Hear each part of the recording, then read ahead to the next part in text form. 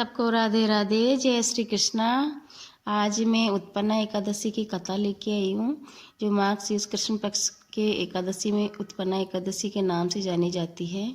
इस दिन सुबह उठे और स्नान करने के बाद में सबसे पहले सूर्य देव को जल दे, उनको आराध्य दे और इसके बाद सभी देवी देवताओं की पूजा अर्चना करे। दीपक जलाकर तुलसी मैया की भी पूजन करे और तुलसी मैया के अगर हो सके तो उनके मंत्रों का जाप करें, जो 11 या 21 बार आप कर सकते हैं। और इस दिन एकादशी के दिन तुलसी के पौधे को जल देने की मनाही है, क्योंकि कहते हैं कि इसी तिथि को माँ तुलसी भी भगवान विष्णु के लिए निर्जला व्रत रखती है। ऐसे में पौधे में जल देने से उनका व्रत खंडित हो जाता है, जिसकी वजह से वो रुष्ट हो जाती है और जातकों को कई प्रकार की समस्याओं का सामना भी करना पड़ सकता है। इस दिन तुलसी मैया की पत्तियां ना तोड़े। इस दिन तुलसी मैया की 7 परिक्रमा करनी चाहिए और हो सके तो उनके नामों का जाप करना चाहिए। फिर शाम के समय 5 दीपक तुलसी मैया के सामने जलानी चाहिए, जिससे भगवान विष्णु की कृपा, करुणा कृपा हम पर सब पर बनी रहती है। और इसके बाद में कथा इस प्रकार है। श्री सुत जी बोले, हे सौनकादि ऋषिवरों, यह एकादशी व्रत महात्म्य पांडवों से भगवान कृष्ण जी ने कहा है। इस श्रेष्ठ व्रत को विधि पूर्वक करने पर मनुष्य अनेक प्रकार के सुखों को पृथ्वी पर भोगने के पश्चात विष्णु लोक की प्राप्ति कर श्रेष्ठ पद प्राप्त करते हैं।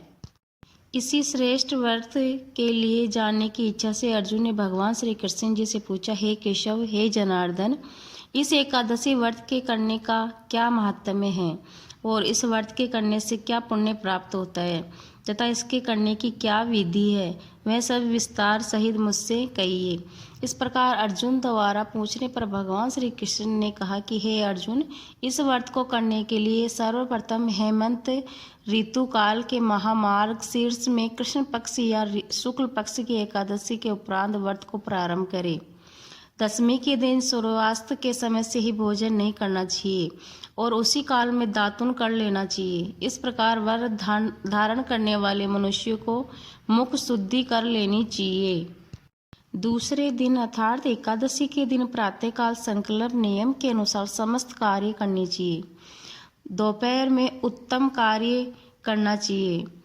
दोपहर में मध्यम अधम जलाशय, जैसे ही शास्त्र ने कहा कि स्नान करे, क्रमशः ये तीनों ही प्रकार के जलाशय नदी, तालाब, बावड़ी आदि में स्नान करे।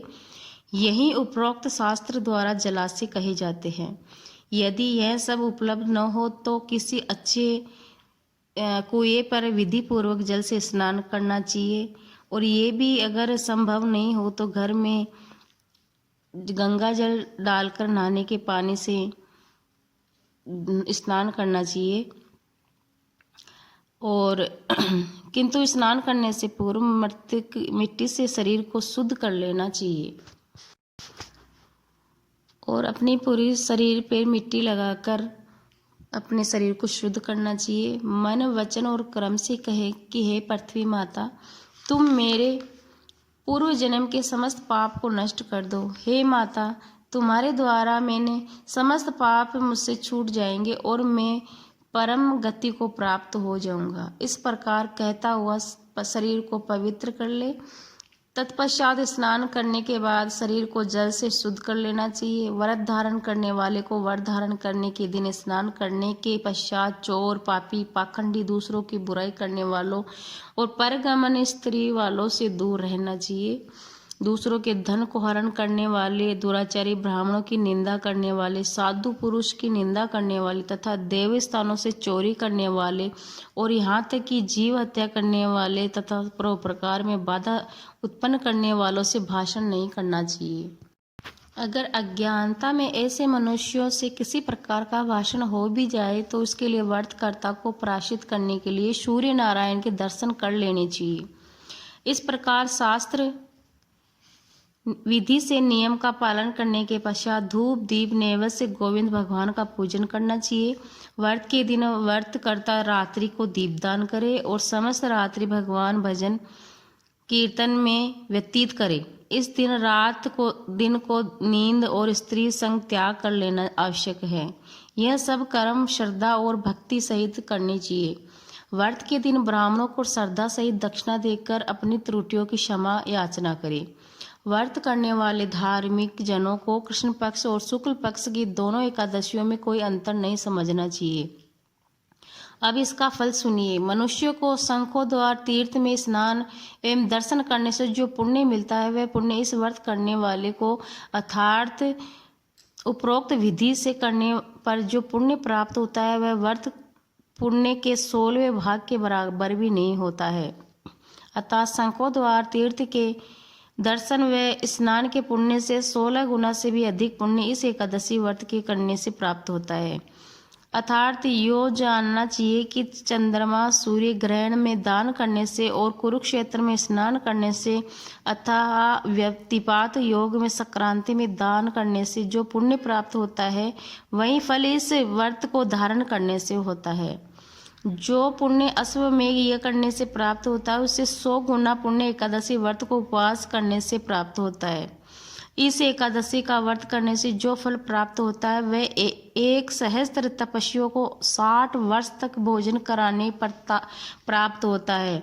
जो पुण्य वेद पाठी विप्रों को 1 सहस्त्र गोदान करने से मिलता है, उससे 10 गुना पुण्य एकादशी व्रत करने से मिलता है। विद्या दान करने से भी 10 गुना फल प्राप्त होता है। हे अर्जुन, विद्यादान से 10 गुना पुण्य एक भूखे मनुष्य को भोजन कराने पर होता है।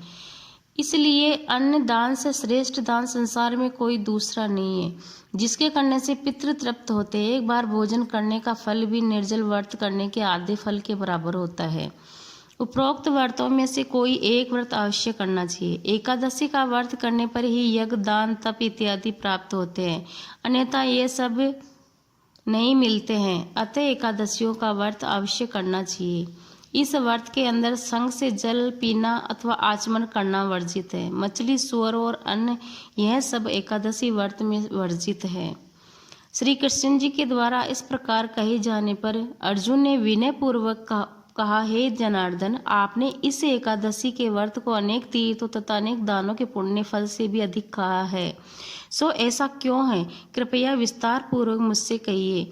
भगवान श्री कृष्ण जी बोले, हे अर्जुन, सतयुग में मुर नाम का एक महाभयंकर दैत्य हुआ था। उस मुर दैत्य के कारण सभी देवता भयभीत रहते थे। उस दैत्य ने इंद्र आदि देवताओं को परास्त करके उनके लोकों पर अपना अधिकार बलपूर्वक कर लिया। तब अति विकल और दुखी हो इंद्र तथा देवताओं ने भगवान श्री शंकर जी से प्रार्थना की कि हे महादेव जी, हम लोग मुर दैत्य के द्वारा दुख को प्राप्त हो मृत्यु लोक में निवास कर रहे हैं। कृपा करके आप हमारा इस दुख से उद्धार कीजिए।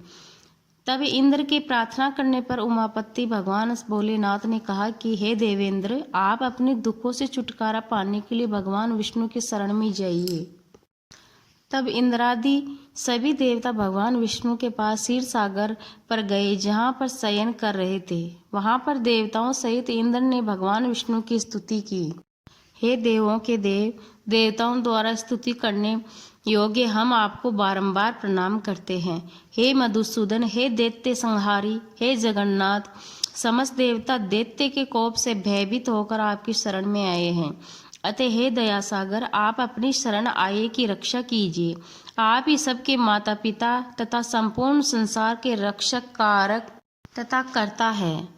आप इस जगत के उत्पन्न करता है, पालन करता है, संहार करता है। आप ही वह ब्रह्मा है जो सृष्टि रचयिता कहते हैं। आप सर्वव्यापक हो, अंतर्यामी हो, सूर्य चंद्रमा अग्नि हवन मंत्र तंत्र यजमान हो। आप ही शरण आयु की रक्षा करने वाले हो। हमको इस समय दैत्यों ने स्वर्ग से निकाल दिया है और हम सब इस समय मृत्यु लोक में भटक रहे हैं। हे दीन बंधु, अतः आप ही अब हमारी रक्षा कीजिए। हम सब आपकी शरण में आए हैं। श्री भगवान विष्णु ने कहा कि हे देवताओं, वह कौन सा दैत्य है जिसने देवताओं को दुखी किया है और वह किस स्थान पर रहता है? यह सब सत्य सत्य भय छोड़कर कहो। इंद्र ने कहा कि हे मधुसूदन, ब्रह्मवंश में नाड़ी जंग नामक एक महादैत्य हुआ है। उसका ही पुत्र मूर दैत्य हुआ, जिसने समस्त देवताओं को कष्ट दिया है।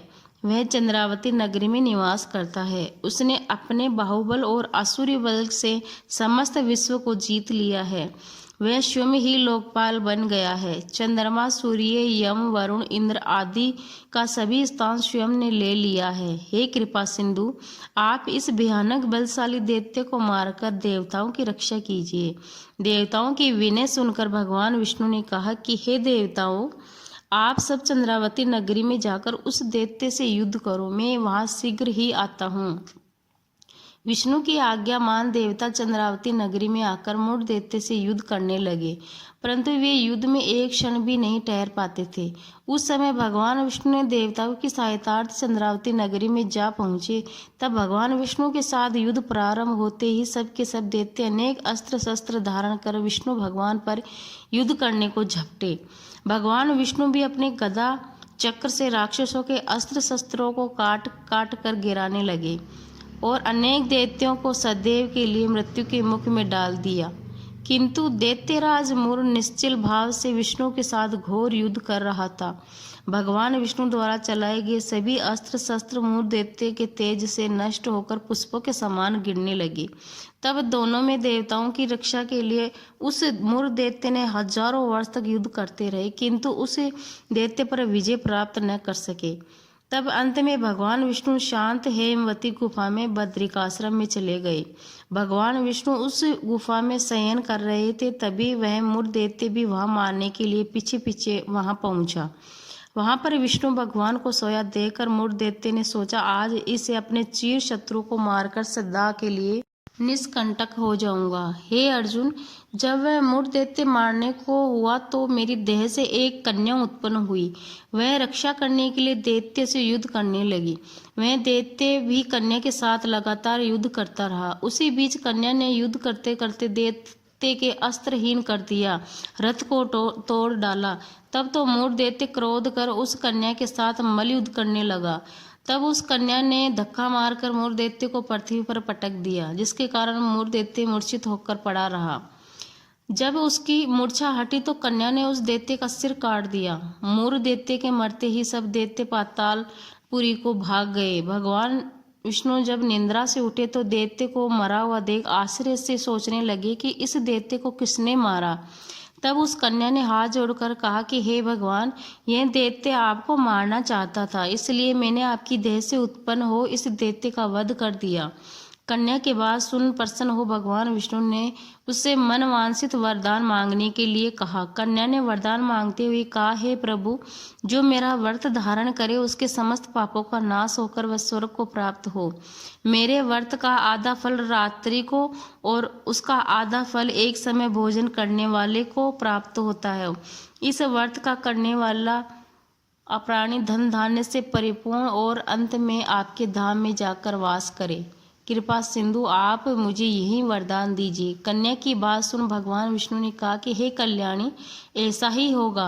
हे कन्या, तू आज एकादशी के दिन उत्पन्न हुई है, इसलिए आज से तेरा नाम उत्पन्ना एकादशी कहा जाएगा। जो मनुष्य तेरे इस दिन के व्रत को धारण करेंगे वे निश्चय ही पाप मुक्त हो जाएंगे और मेरे धाम को प्राप्त होंगे। आज से तू मेरे लिए तीज, 8, 9 और 14 से भी अधिक प्रिय रहेगी और सब तीर्थों से अधिक तेरे व्रत का फल होगा। इस प्रकार वरदान देकर भगवान वहीं पर अंतर्ध्यान हो गए।